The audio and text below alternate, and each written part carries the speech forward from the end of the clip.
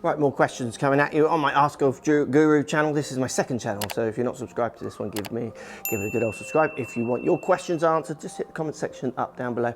I pick questions every week and try and answer as many as I can. Love the content and hoping you can help me when gripping the club. Does it matter how tight you hold it? As I see people say hold, like holding a budgie. I tend to grip tight. Does it make a difference to the swing? Cheers, Andy.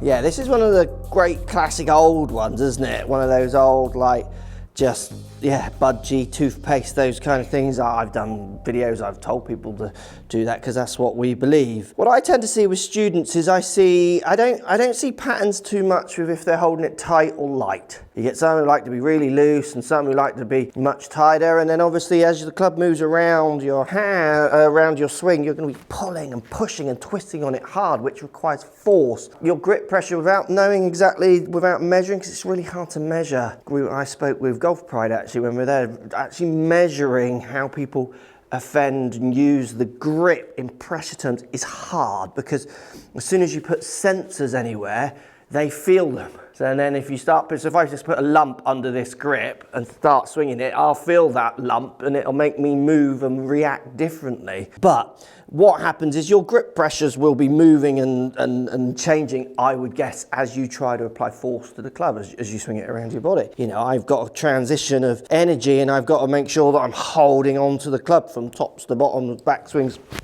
As I pull it through, as it comes through, the momentum of the club is chucking it out in front of me, and then I start pulling it back. There's so many, you know, I reckon changing pressures going on. One thing you do notice when you coach a lot, and this is more of a generalized pattern that I would see than an actual study that I've done, is when you get golfers who hold on and they get a lot of tension through their body, often through their arms, up through their shoulders.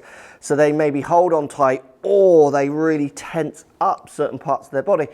Often you would see good speed, so you'd see they're able to put a lot of force into the club, but they're not that great at controlling the face. Like they can have some, you know, where their faces are like 2 or 3 degrees out, creating little misses. They'll have one where all of a sudden it's 8 degrees out of kilter and it's like a massive off the planet shot. And then some ideas of trying to get people to use releases differently when there's lots of tension definitely seemed harder. Again, this is more, what can we call it, more, you know, my feelings with students rather than me doing a big study to see if that was actually true. One of the things I used to notice, again, generalized pattern, but you did see there was like stereotypes did fall into this. People who worked with, so tradespeople, I would teach a lot of tradespeople, so carpenters or bricklayers, whatever, and they would come often quite strong, very strong in their hands, using tools all day, those kind of things, and they would apply that strength and almost tension to the club, and their club face controls were just not great. Getting them to loosen up a little bit often helped them deliver the face a little bit more in a repeated fashion, and certainly control the ball in different ways they naturally controlled it. So when it comes to holding on, you need to be holding on to the club because you've got to move it, okay? So you need to have your hands on it. You need to be able to not let it kind of pull out of your hands.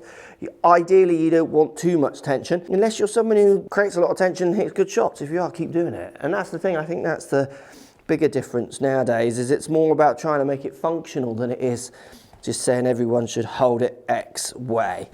As a general rule, I would teach more people who would have tension and lack of control of face than I would people who were relaxed with a lack of control of face. The people who had very relaxed actions in their body often would have finer tuning control of their face, I would say, down delivery, and were able to maneuver into different movements quicker.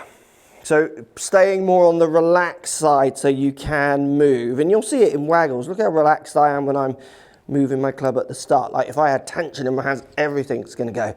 Creating these angles is almost like a release of pressure and then a grip on, and then a release of pressure and then a grip on.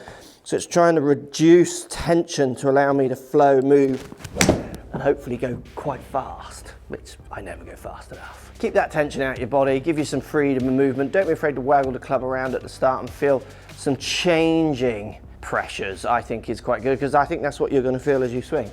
So feel relaxed to then holding on So as I move it back, a bit of pressure, then as it turns around, I relax, and then as it comes back, I'm grabbing on. It's like a, so pressure to move it, let it move, and then grab it again. Which at the end of the day is what's happening in the swing. I'm having to move it, so I'm gonna have to hold, pull, push, depending on which hand.